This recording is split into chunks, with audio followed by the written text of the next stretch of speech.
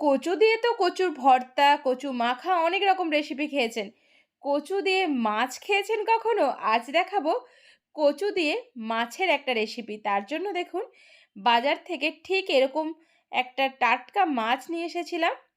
এরপর নুন হলুদ মাখিয়ে মিনিট ১০ রেখে দিয়ে তেলের মধ্যে ভালো করে ভেজে তুলে নিলাম। এদিকে কচুগুলোকেও দেখুন তেলের মধ্যে নুন দিয়ে একটু ভালো করে ফ্রাই করে তুলে নিয়েছি।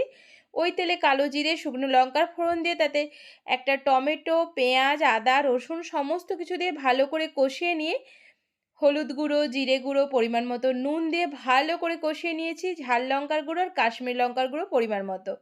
এরপর ভালো করে তেল ছাড়লেই মশলা থেকে কচুগুলোকে দিয়েছি। তারপর জল দিয়ে গ্রেভি বানিয়ে মাছগুলোকে দিয়ে নামানোর আগে একটু ধনেপাতা কুচি। ব্যাস আর কিচ্ছু লাগবে না। এরকম মাখো, মাখো করে নামিয়ে নিয়ে জাস্ট গরম ভাতে একবার খেয়ে দেখো।